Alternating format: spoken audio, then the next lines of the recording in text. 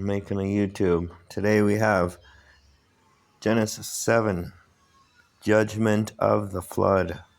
The Lord said to Noah, "Go into the ark, you and all your household, for I have seen that you are righteous before me in this generation. Take with you 7 pairs of all clean animals, the male and his mate, and a pair of the animals that are not clean, the male and his mate, and 7 pairs of the birds of the heavens, also male and female, to keep their offspring alive on the face of all the earth.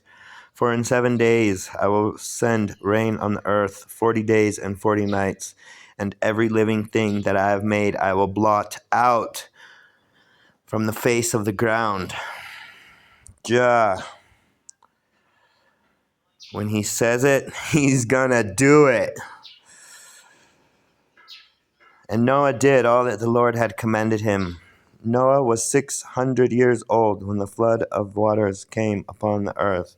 And Noah and his sons and his wife and his sons' wives went with him into the ark to escape the waters of the flood, of clean animals and of animals that are not clean, and of birds and of everything that creeps on the ground.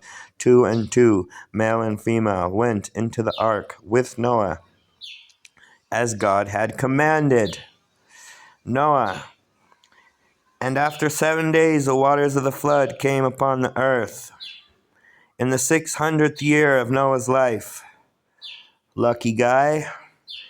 In the second month, on the 17th day of the month, on that day all the mountains of the great deep burst forth, and the windows of the heavens were opened, and rain fell upon the earth 40 days and 40 nights. Continual rain. And the very same day Noah and his sons Shem and Ham and Japheth and Noah's wife and the 3 wives of his sons with them entered the ark, they and every beast according to its kind, and all the livestock according to their kinds, and every creeping thing that creeps on the earth according to its kind, and every bird according to its kind, every winged creature. They went into the ark with Noah. 2 and 2 of all flesh, in which there was the breath of life. And those entered, male and female of all flesh, went in as God had commanded him, and the Lord shut him in. Thank you, Jah. Thank you. Then the flood continued 40 days on the earth. The waters increased and bore up to the ark, and rose high above the earth. The waters prevailed and increased greatly on the earth, and the ark floated on the face of the waters. And the waters prevailed so mightily on the earth that all the high mountains under the whole heaven were covered. The waters prevailed above the mountains, covering them 15 cubits deep, and all flesh died that moved on the earth, birds, livestock, beasts, all swarming creatures that swarm on the earth, and all mankind. Everything on the dry land in whose nostrils was the breath of life died.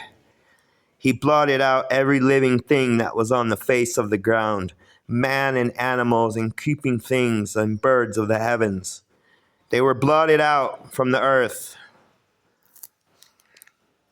Only Noah was left, and those who were with him in the ark. And the waters prevailed on the earth 150 days. Thank you, Jah, for saving Noah. Thank you, Jah.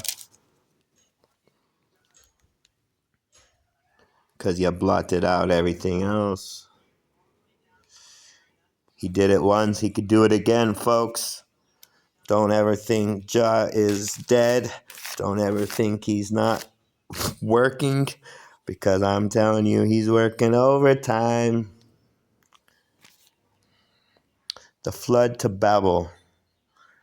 Why do many people have so many different languages on the face of this earth? Well, do we have time? This is a short one. Let me just give it to you, folks. Genesis 8. The flood to Babel. God remembered Noah and all the beasts and all the livestock that were with him in the ark. And God made a wind blow over the earth, and the waters subsided. The fountains of the deep and the windows of the heavens were closed. The rain from the heavens were restrained, and the waters receded from the earth continually. At the end of 150 days the waters had abated. And in the 7th month, on the 17th day of the month, the ark came to rest on the mountains of Ararat. And the waters continued to abate until the 10th month. And the 10th month, on the 1st day of the month, the tops of the mountains were seen. At the end of the 40 days, Noah opened the window of the ark that he had made and sent forth a raven.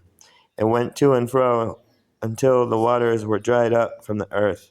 Then he sent forth a dove from him to see if the waters had subsided from the face of the ground. But the dove found no place to set her foot, and she returned to him to the ark, for the waters were still on the face of the whole earth. So he put out his hand and took her and brought her into the ark with him. He waited another 7 days, and again he sent forth the dove out of the ark. And the dove came back to him in the evening, and behold, in her mouth was a freshly plucked olive leaf. So Noah knew that the waters had subsided from the face of the earth. Then he waited another 7 days and sent forth the dove, and she did not return to him any more. That means she found a happy place. In the 601st year, in the 1st month, the 1st day of the month, the waters were dried from the earth. And Noah removed the covering of the ark and looked, and behold, the face of the ground was dry.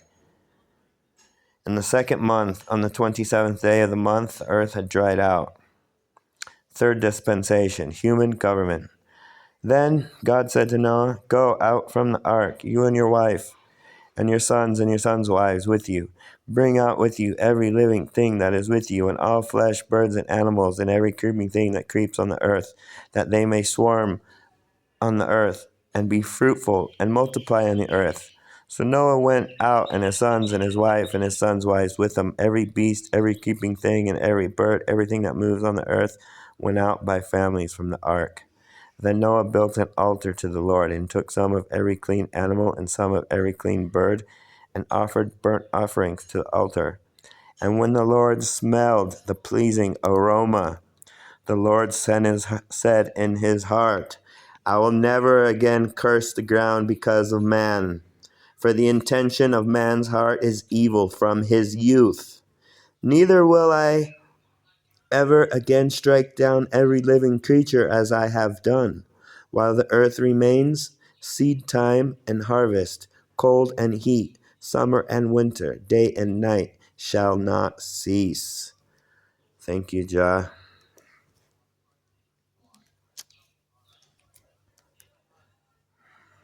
We love you, Jah. When you look up in the rainbow up in that sky, jump out and shout and praise the Most High. It's a promise. When you look outside and you see, when you look outside and you see, if there's a rainbow, that's God's promise.